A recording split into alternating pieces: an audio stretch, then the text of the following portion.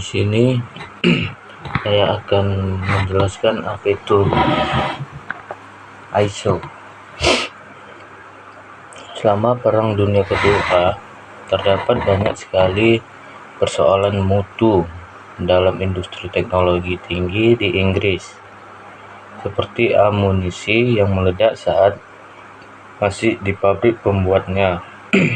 Solusi yang dilakukan adalah dengan memasyarakatkan pabrik untuk mendokumentasikan prosedur serta menunjukkannya dengan bukti-bukti terdokumentasi untuk membuktikan bahwa prosedur tersebut telah dilakukan sesuai dengan yang dituliskan. Nama standar itu dikenal dengan kode BS 5750 dan diakui sebagai standar. Pada tahun 1987, pemerintah Inggris meyakinkan ISO untuk mengadopsi BS 5750 sebagai standar internasional dan kemudian BS 5750 menjadi ISO 9000, yang dimana seri revisi ISO 9000 banding 1987 yang terdiri atas sesuai jenis industrinya. ISO 901 desain, produksi, instalasi dan pelayanan 20 elemen. ISO 902 yaitu produksi dan instalasi 18 elemen. Yang ketiga ISO 903 yaitu inspeksi dan tes 12 elemen. Dan juga ada sini edisi 2 ISO 9000 banding 1994 atau Small Revision. Seri revisi ISO 9000 mengalami penambahan elemen sesuai jenis produk dan jenis industri, sehingga serinya menjadi ISO 901 yaitu desain, produksi, instalasi dan pelayanan 20 elemen.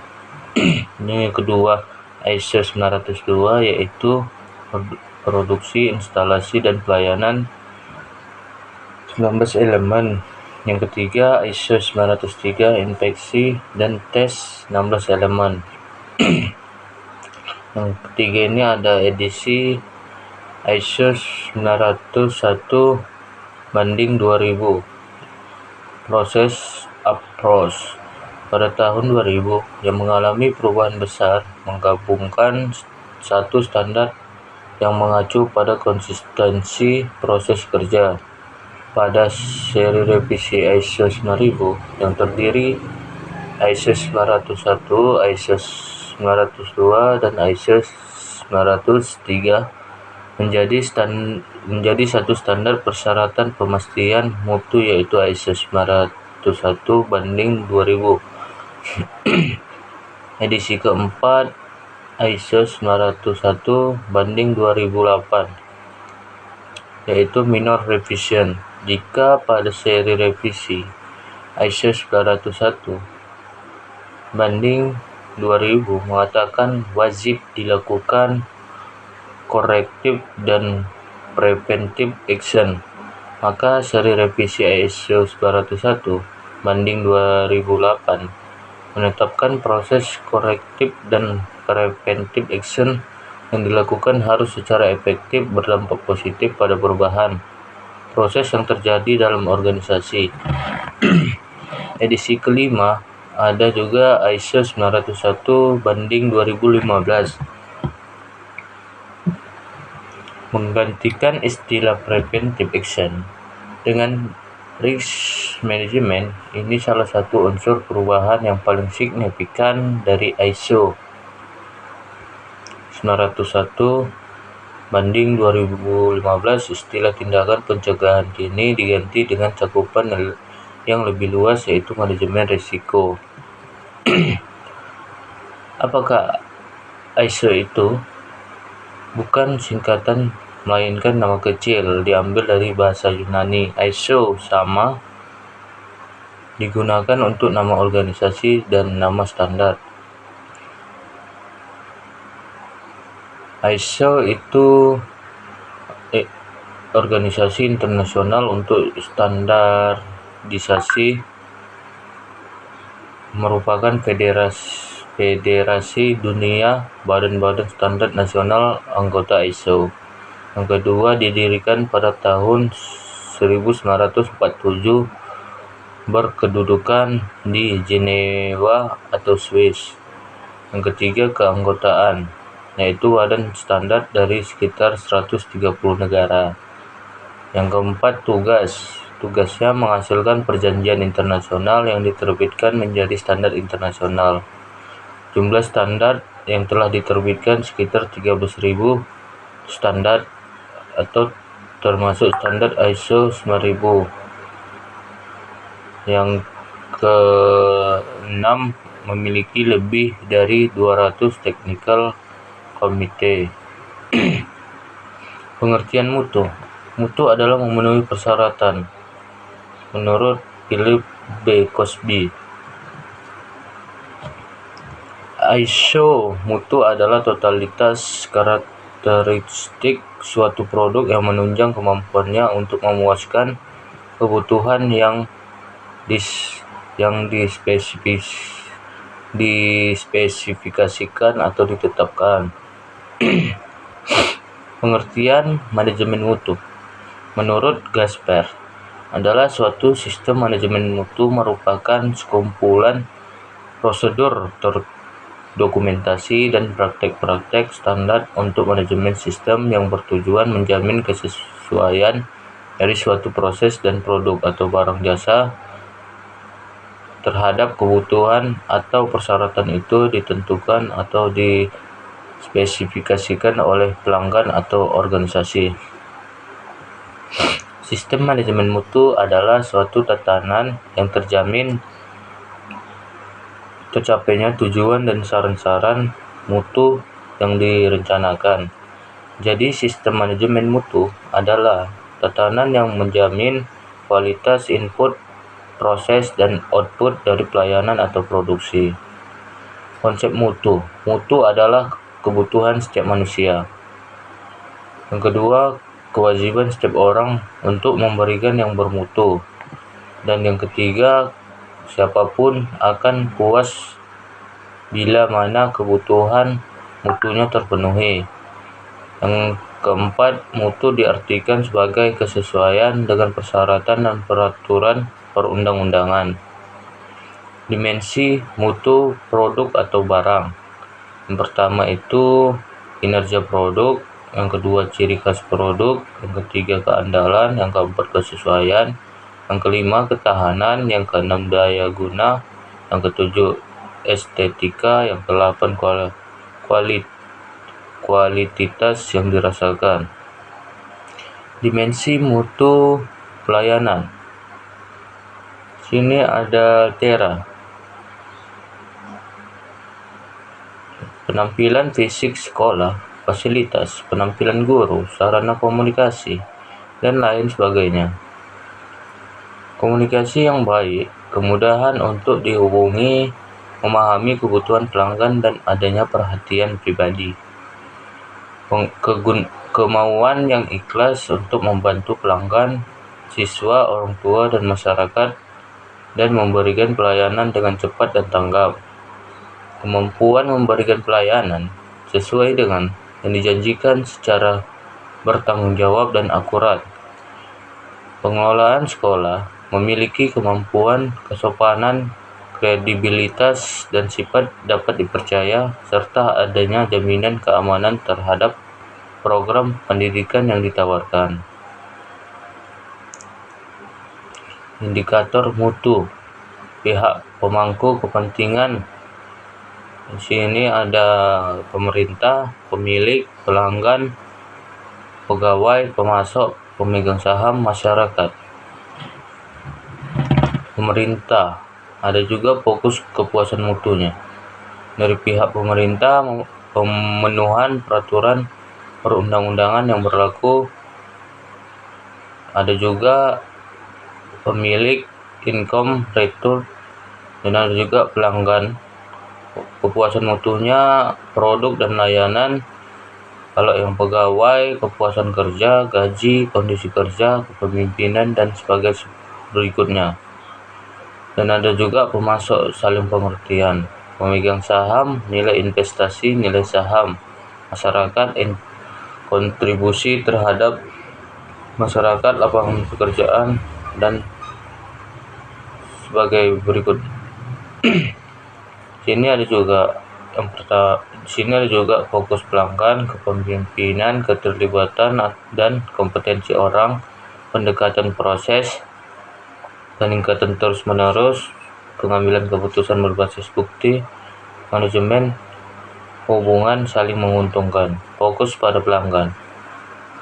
Langkah penting untuk meraihnya adalah dengan terus berupaya untuk menerima masukan dari pelanggan dan secara aktif melakukan perbaikan untuk kepuasan pelanggan.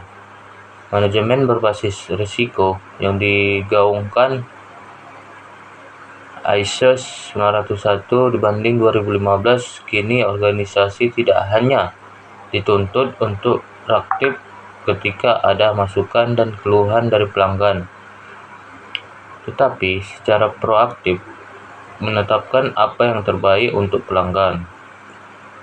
Ada juga sini kepemimpinan, yang dimana sangatlah penting untuk memastikan seluruh bagian organisasi memahami dengan baik tujuan apa yang hendak dicapai oleh organisasinya. Faktor terbesar keberhasilan suatu organisasi dalam memperbaiki dan mengembangkan sistem adalah kesuksesan pemimpinnya yang mampu menerjemahkan dan mensosialisasikan visinya ke seluruh bagian organisasi. Ada juga di sini keterlibatan dan kompetensi orang, yang dimana menciptakan nilai untuk pelanggan akan lebih mudah jika organisasi kita didukung oleh tim yang kompeten, mudah diberdayakan, dan mau terlibat secara penuh di seluruh level organisasi. Tidak peduli apapun jabatannya, semuanya merasa punya tanggung jawab yang sama dalam mencapai tujuan organisasi dan memberikan nilai lebih untuk pelanggan. Di sini ada juga pendekatan proses. Pendekatan proses yaitu organisasi harus menyadari bahwa mereka adalah satu kesatuan proses yang saling terhubung, sehingga setiap bagian harus memahami tidak hanya tugas bagiannya, tapi juga tugas bagian yang berkaitan dengannya agar semuanya bisa tersinergi secara bersama-sama. Organisasi harus memastikan setiap orang telah familiar dengan seluruh aktivitas organisasi.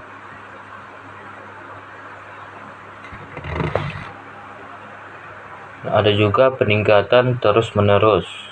Organisasi dituntut untuk melakukan perbaikan dan pengembangan di skala ini, belajar dari Nokia, raksasa teknologi yang kini ambruk. Pada dasarnya mereka sama sekali tidak melakukan kesalahan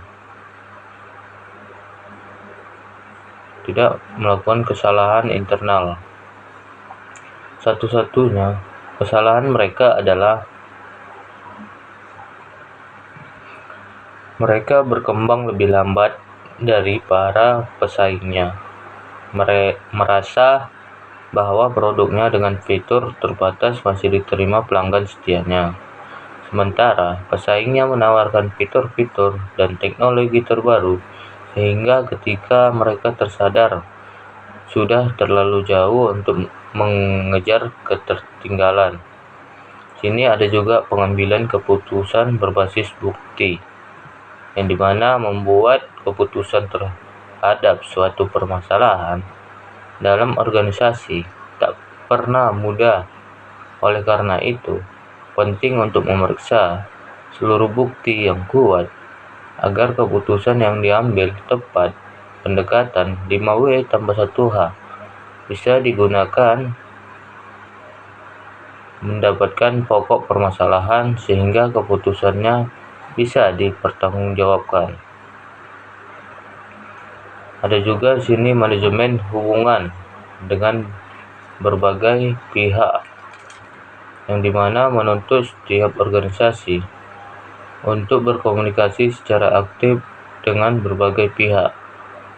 Kemudahan akses informasi memudahkan organisasi untuk menelusuri pihak-pihak terkait, khususnya pihak ketiga, supplier, subkontraktor, dan distributor. Organisasi dapat dengan mudah mencari partner baru, menelusuri kinerjanya via website, bahkan bisa mengunduh katalog produk tanpa memintanya secara langsung.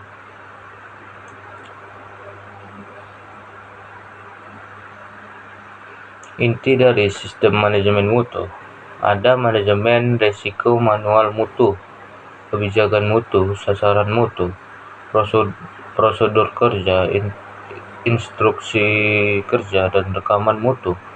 Yang kedua, jaminan bahwa SMM dilaksanakan, dipantau, dievaluasi, dan diperbaiki.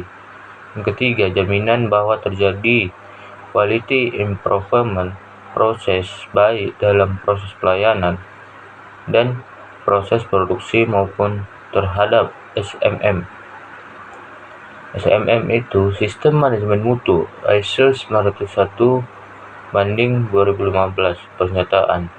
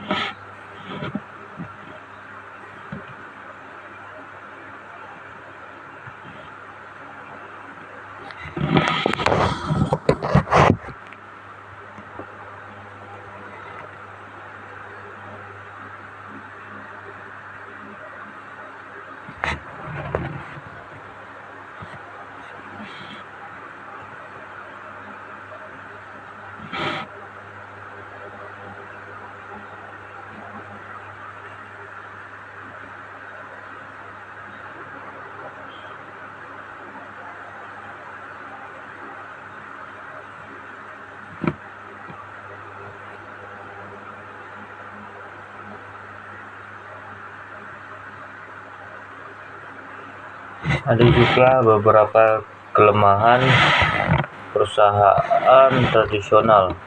Yang pertama itu fokus tujuan jangka pendek, yang kedua cenderung bersifat arogan, tidak berfokus pada pelanggan, ketiga memandang rendah kontribusi potensial karyawan, yang keempat menganggap bahwa mutu yang baik hanya dapat dicapai dengan biaya yang tinggi, yang kelima mengutamakan bosmanship bukan leadership, hanya memberi perintah bawahan. Ada juga tidak berbasis sistem, tetapi siapa yang memimpin. Tujuan dan manfaat ISO. Yang pertama, suatu organisasi yang melibatkan banyak orang membutuhkan prosedur tertulis, instruksi, form, dan rekod agar tercipta sistem manajemen yang baik untuk mencapai sasaran organisasi atau perusahaan. Yang kedua itu mempertahankan dan meningkatkan kualitas secara berkesinambungan agar dapat memenuhi kebutuhan pembeli. Dan yang ketiga memberikan keyakinan kepada manajemen sendiri bahwa kualitas telah tercapai. Yang keempat, memberikan keyakinan kepada pembeli bahwa kualitas akan dicapai pada produk yang dijual. Yang kelima, memperluas dan mempertahankan pasar Yang keenam, mengurangi biaya yang tidak diperlukan karena kegagalan produk. Yang ketujuh, memudahkan pengendalian berbagai aktivitas. Yang kedelapan, meningkatkan kemampuan untuk meningkatkan kinerja secara berkelanjutan. Yang kesembilan, agar pelanggan puas.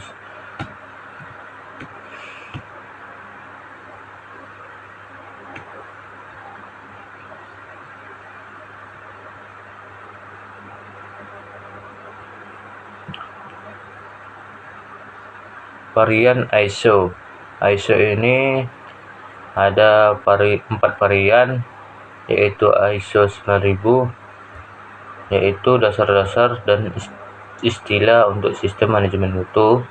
Yang kedua, ISO 901, yaitu persyaratan yang dibutuhkan untuk implementasi sistem manajemen mutu. Yang ketiga, ISO 904, panduan untuk perbaikan kinerja. Yang keempat, ISO 9011, yaitu panduan kegiatan audit sistem manajemen mutu dan lingkungan. Ini ada juga jenis-jenis ISO. Jenis standar ISO. Sini ada ISO 9001, nama standarnya Quality Management System. ISO 14000, nama standarnya Environmental Management System. ISO 22000, nama standarnya Food Safety Management System. ISO 27001, nama standarnya Information Security Management System. OHSAS 18001, nama standarnya Occupational Health dan Safety Management System. SA 8000, nama standarnya Social Accountability Management System. Sini ada juga ISO atau TS 16949, nama standarnya Quality Management System Particular to Automotive Industry. Ini ada juga pedoman spesifiknya. Jenis pedoman IWA -1, nama standarnya petunjuk implementasi SMM di rumah sakit. Yang kedua, IWA -2, nama standarnya petunjuk implementasi SMM di lembaga pendidikan. Ketiga, IWA -4, nama standarnya petunjuk implementasi SMM di pemerintahan. IWA itu International Workshop Agreement, merupakan hasil kesepakatan suatu forum yang diakui oleh ISO sebagai suatu guideline dari ISO untuk bidang tertentu. IWA direview tiap 3 tahun, pertama kali di Meksiko Oktober 2002, kemudian November 2006 di Korea Selatan. Konsep-konsep awal menuju ISO. Apakah kegiatan manajemen ini sudah ada? Apakah setiap kegiatan sudah direncanakan dengan baik? Apakah prosedurnya terdokumentasi? Apakah kegiatan yang telah terencana dilaksanakan? Apakah memiliki bukti-bukti? Apakah ada usaha perbaikan berkelanjutan? Ada juga 8 prinsip sistem manajemen mutu ISO. Yang pertama, ada fokus pada pelanggan. Kedua, kepemimpinan. Ketiga, keterlibatan personil. Yang keempat, pendekatan proses. Yang kelima, pendekatan sistem untuk pengelolaan. Yang keenam, perbaikan berkesinambungan. Yang ketujuh, pengambilan keputusan berdasarkan fakta. Yang kedelapan, hubungan saling menguntungkan dengan pemasok. Langkah menuju ISO. Yang pertama, komitmen manajemen puncak. Yang kedua, membentuk komite pengarah. Yang ketiga, mempelajari elemen-elemen ISO. Yang keempat, pelatihan pada semua karyawan. Yang kelima, tinjau ulang manajemen. Yang keenam, identifikasi kebijakan dan prosedur. Yang ketujuh, implementasi sistem mutu ISO. Yang kedelapan, audit sistem mutu perusahaan. Yang kesembilan, memilih register. Yang ke-10, registrasi. Sini ada juga struktur standar ISO. Ada 4 struktur standar ISO-nya. Yang pertama, pedoman mutu, menetapkan hal-hal pokok yang harus dilaksanakan oleh seluruh departemen sesuai persyaratan ISO 9000. Mencakup pula struktur organisasi dan job description. Yang kedua itu ada prosedur standar operasional, yaitu PSO, menetapkan dan mengatur langkah kerja dan pengendalian proses untuk setiap rangkaian kerja di setiap bagian maupun antar bagian. Instruksi kerja atau IKA, menetapkan cara melaksanakan kerja secara rinci serta pokok-pokok pemeriksaan mutu kerja. Yang keempat, catatan mutu atau CM, catatan dan data hasil kegiatan pelaksanaan kerja sesuai PM, PSO, dan IKA. Ada juga langkah-langkah penerapan sistem manajemen mutu ISO. Yang pertama, mulai dengan pelatihan personil, manajemen puncak, menengah, dan yang lebih rendah bisa dilakukan oleh internal maupun jasa konsultan. Yang kedua, dilakukan GAP analisis, yaitu penelitian lengkap dari kondisi perusahaan saat ini dengan persyaratan standar ISO.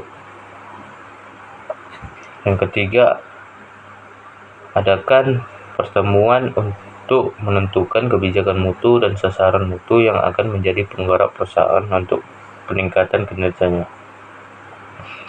Yang keempat, berdasarkan kebijakan mutu dan sasaran mutu, buatlah dokumen SOP, instruksi kerja, daftar checklist.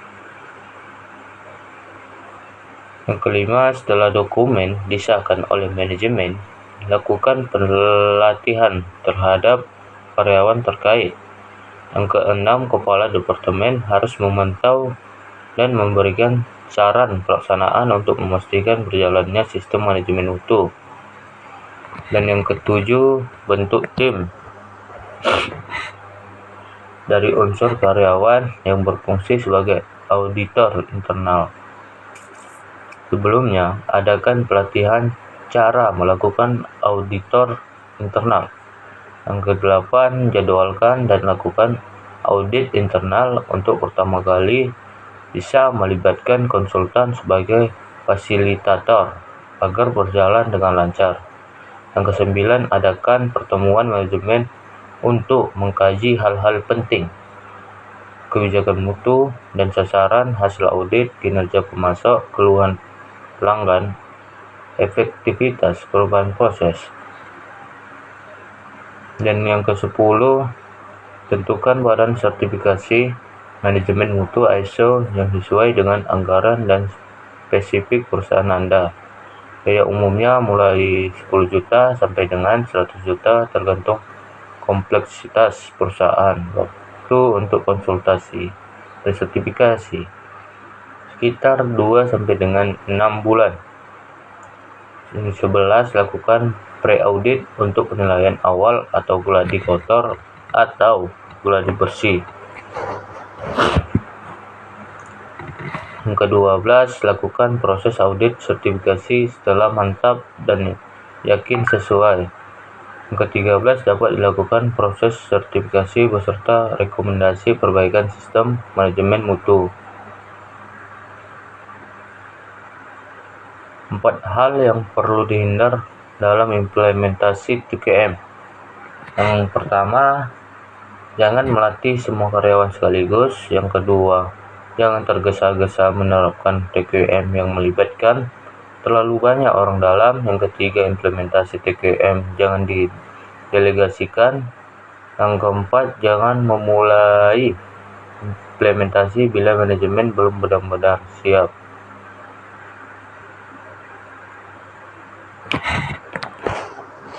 Sekian dan terima kasih.